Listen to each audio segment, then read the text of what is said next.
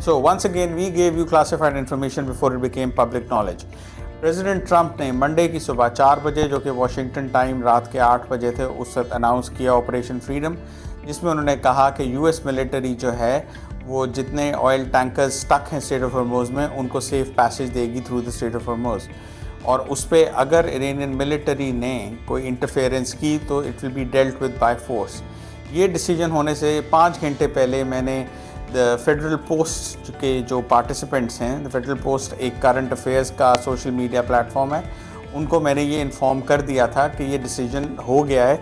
और हमें हमारे जो रिलायबल सोर्सेज हैं both in Pindi as well as in east coast of the United States में स्पेसिफाई नहीं करता, लेकिन आप समझ गए होंगे कि ईस्ट कोस्ट से मतलब वाशिंगटन नहीं है, और क्या है वो आप समझ गए होंगे। ये इन्फॉर्मेशन हमें वहाँ से आ गई थी संडे की नाइट अराउंड मिडनाइट, जो कि मैंने फेडरल पोस्ट के प्लेटफॉर्म पे शेयर कर दी थी। ये क्लिप आप देखें, उसमें बड़ा क्लियरली इस चीज़ के बारे में हम डिस्कस कर रहे हैं।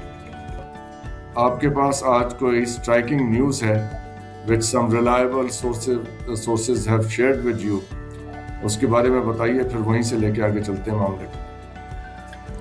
जी, बड़ी इंटरेस्टिंग पीस ऑफ न्यूज़ कल रात रिसीव हुई around midnight Pakistan time from some very reliable sources in Pakistan and the United States, and by United States I mean the east coast of the United States, जिसमें ये कहा गया कि the United States government has in principle decided on use of force in the Strait of Hormuz in the next 48 to 72 hours.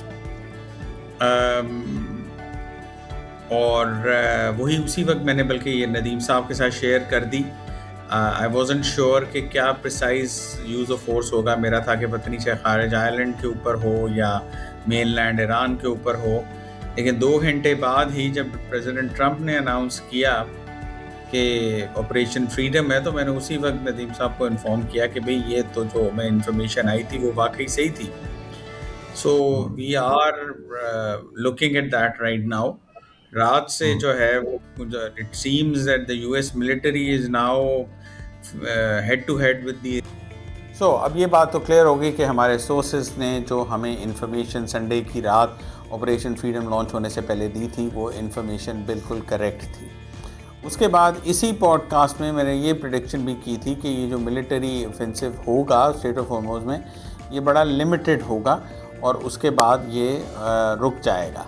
इसका भी जो हमने clip में डिस्कशन की थी वो आप ज़रा देखिए। डॉक्टर साहब, आपकी जो है प्रेडिक्शन जो आपने की थी रात नदीम साहब के साथ, वो तो पार्शली से ज़्यादा ही मैं समझता हूँ काफ़ी हद तक दुरुस्त साबित हो गई है with the kind of escalation that is taking place already.